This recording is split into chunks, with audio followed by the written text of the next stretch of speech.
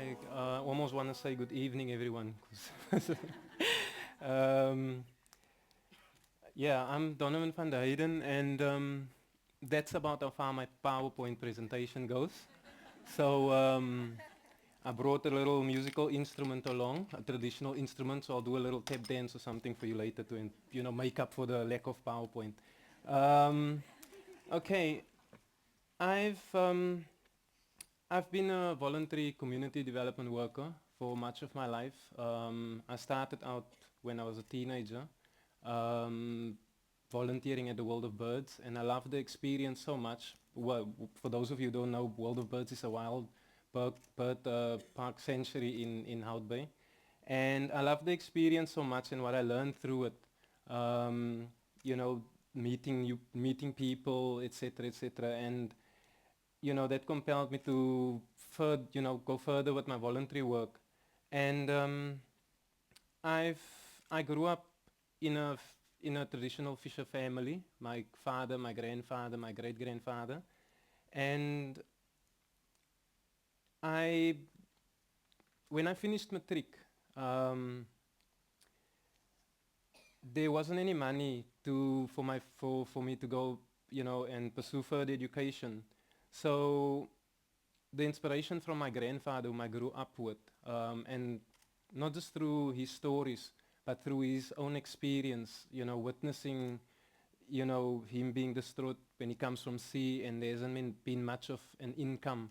And then my grandmother's part as a fisherwoman in how to cater for us and make sure there's food on the table, that really inspired me to take things further. So I I haven't over the years, over like 20 odd years, I've been involved in numerous voluntary community development work on a voluntary basis, from youth development to land and housing, to representing the local fishers in our community and nationally. And the the thing that inspires me about my work is that first of all, my grandfather was a very inspirational man. Through his struggles, he was always positive, and um, he did things. He made sacrifices in his life that really inspired me, and he helped me to take to take on the challenge for on behalf of the fishers especially. Now at the age of 17 years old, I started getting involved in informal fishing, which is referred to as poaching. There's numerous reasons why.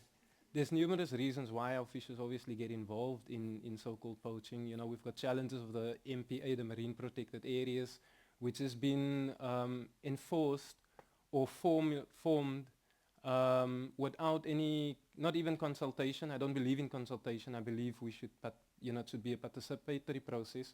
But there wasn't even any of that. Okay, so obviously something which used to be which the community saw as part ownership, something that they had to look after, was just taken away from them.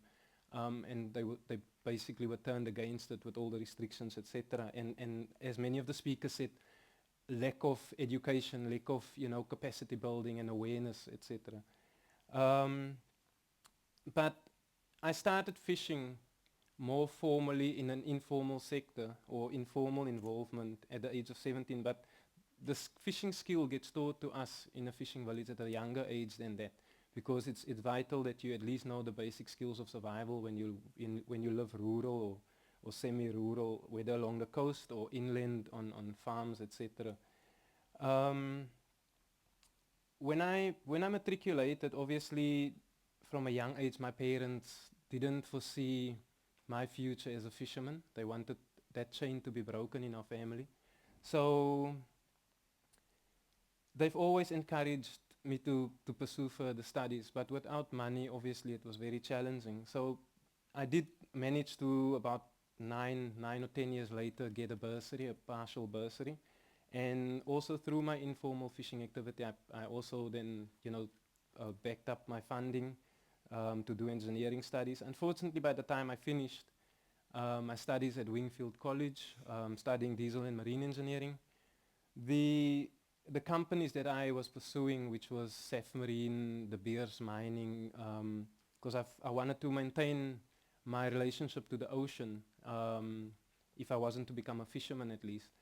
They were all looking for matriculants, guys fresh out of matric and younger than 21 years old.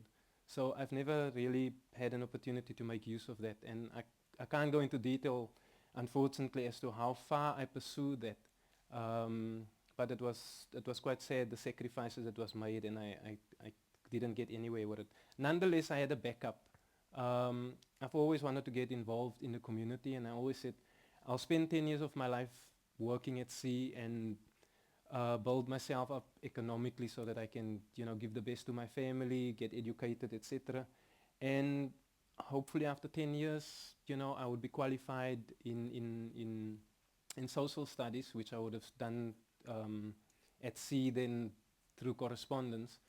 But because of that backup plan or idea I had in mind of what I wanted to do next after sailing, I immediately went into that instead of sulking and crying over, the difficulties that I was facing. And it's been a tremendous journey up until now, my involvement, fighting for community rights and that. And yeah, from an early age, like I said, my father and them never encouraged me becoming a fisherman, because fishermen back then wasn't really proud on being fishermen. Today everyone wants to be fishermen because of the paper quota rights, you don't even need to go to sea, you can be a teacher and you can sit in your classroom and someone is fishing for you out there. So all of those injustices through the ITQ system, the transferable quotas, paper quotas, also further, made our community, further brought more challenges into our community with regards to them being marginalized further and further as the true fishers. So there was 3 main issues at the time that compelled me into becoming more involved. One was the exploitation of our vulnerable fishers, which, like I said, was witnessed through my grandfather's experience, my father and fellow fishermen. And then secondly, our marginalization from our traditional fishing grounds. And then at the same time, while we were marginalized and taken, prevented from fishing there, we saw commercial companies being allowed to fish within those reserves. And then thirdly, the victimization and labeling of our traditional fishers as so-called poachers without an understanding of who we really are and engaging with us. But yeah, when I started getting involved, especially with fishing, though I was fighting for the rights of fishers, okay, traditional fishers, that is small scale traditional fishers,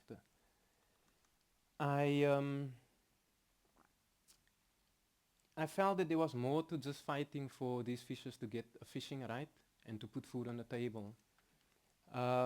When as I grew up and I saw the challenges in our community, I felt that there's much of those challenges, the social ills, the socio-economic conditions, that we could actually address ourselves from a community perspective and take ownership over. So that became my drive, and through fighting for the fishers for their rights, I realized that that's really the only way that you can actually get the fishers to understand that there's underlying issues within our community. There's more than just the money that you're gonna earn through that fishing right. There's more than just putting food on the table. There's the education of our kids. We see our schools going backwards. The conditions of our streets, refuge and all of that. We've got a informal settlement or squatter camp. We've got backyard dwellers and all of those things. And for me it was, okay, I'll fight for the fishers for the fishing rights, but I'll use that opportunity, getting minimal funding through negotiating with the marketers who this fish is sold to actually, try and achieve my aims and objectives, and also trying to show the fishers that we can take ownership. And in part we did that. We achieved quite a few things within our community, and hopefully, that's one fisher that you learn how that can be done or to take ownership. But that fisherman has a family, and an extended family within our village, And hopefully the idea is that it spreads throughout our village and everyone, joins hands and become involved.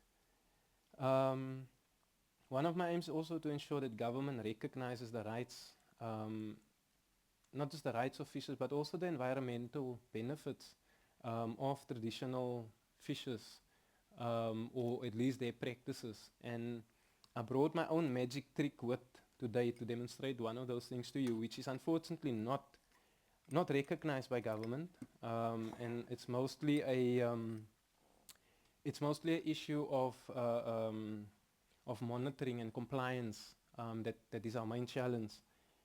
Now this is, need to separate these guys. Okay, that is okay. This is my magic trick that I'm going to do to you. I was very inspired yesterday by the magician. Me and my daughter, he did a trick for us, and we were both very inspired. So I thought I must come up with a magic trick for you guys today. Yeah. Okay, cool. And yeah, so this is what I basically rigged up. I'll tell you what the magic is afterwards when I'm done. maybe you can spot it yourself. Okay, so over time, I'm traditionally a handline fisherman who fish from the shore, from the rocks, and this is basically how our fishing method has evolved. From that represents a line, the wire there, but limpets sewn into a line or at the end of a fishing line like that. So all of these guys would hang from a line like this, basically at the end of a line. It's evolved from using limpets on there, which obviously this is for catching crayfish, and because the crayfish takes that off too quickly, it evolved to using pantyhose, and we only used pantyhose that you'd as a fisherman you'd go look for some sexy woman, and you'd only use pantyhose from a sexy woman without your girlfriend or your wife knowing, okay, or with their consent, okay. It then further evolved to using the kind of bags that you usually see onions being packed in or oranges and that kind of thing. Now the one that comes in between those is a sock. And I didn't bring a sock because I don't have stink socks and you got to use a stink sock. So the smellier the sock, the more crayfish you could catch. Okay, so the last bit which before that or after the sock, it evolved to using this kind of net, which is a smaller hole. It's a trawler net for sardines and pilchards. And then the problem with that was, or the challenge with that was that the holes were too small for the crayfish to hook onto. So they obviously let go earlier or too soon. And then the last one which we currently use is slightly bigger holes with a weight in it. And basically now the nice thing about this method of fishing is that as opposed to using ring nets and other kind of methods or traps where the crayfish would go into a central point where the bait is, and you don't really miss out on any of them because once either they get stuck into the trap, depending on the design, or when you lift your ring net, you catch what's in there. With this method, the crayfish has ample time to let go. So yeah, it's almost, I don't believe in luck, but it's almost by luck. Whatever you manage to pull up out of the water. So in the time that you pull up, it's all about your skill, how slow you pull, how fast you pull, how little movement there is in your pool, etc., etc. So unfortunately, this is not supported at the moment by government because, like, if you look at Houtbay, for instance, which is a reserve, we don't have an open area with some of the other areas that also has reserves or protected areas. At least they have an open area. And that is still one of our struggles, is to get an area where we can actually fish legally. And yeah, now government basically what they've said is that we've got to fish on boats. Now the thing is, it's nothing for me to fish on a boat, to get a boat and to go out to sea and that. I've been out there. But this method of fishing, you don't catch as much as you would catch when you go out on a boat. You don't earn as much. But what is often missed out on in terms of a fisherman, a traditional fisherman's life, is the spiritual connection that he has with the ocean, that he has with nature. There's a ritual involved in us preparing our bait, in preparing our equipment, in going out to sea. You know, the involvement of your wife or your girlfriend or your family, your going and your coming, you know. So that unfortunately is never considered or borne in mind when laws are made and when um, marine parks are formed, is to engaging with us on the ground as a community. Okay, because we are also passionate about the sea. We have a direct um, responsibility and a direct reason to be more worried about the ocean than anyone else because we live directly from it. So we used to be the custodians, you know, over many years, and we used to look after the marine resources through these kind of traditional and indigenous methods and knowledge of fishing. Um, so yeah,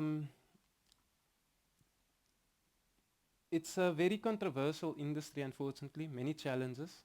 Um, but there are positive things happening as well. At the moment, we've got a small scale policy that's been drafted, that's been finalized, and we're just waiting for government to basically sign off on it.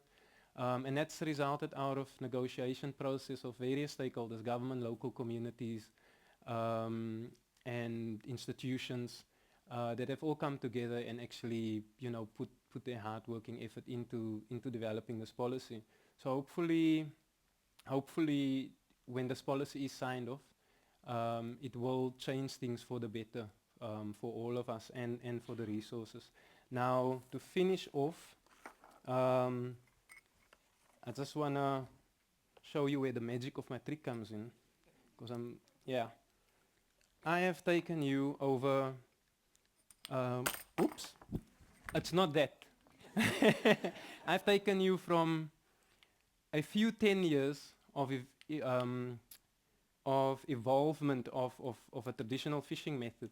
I've taken and summed it up for you basically in 2-3 minutes. Now, you know, you haven't probably noticed that that's my trick. So there was a magical trick within my presentation that wasn't even noticed, which means that was the magic of it. You know, it even went unnoticed. That's how magical it is. So there we go. Thank you.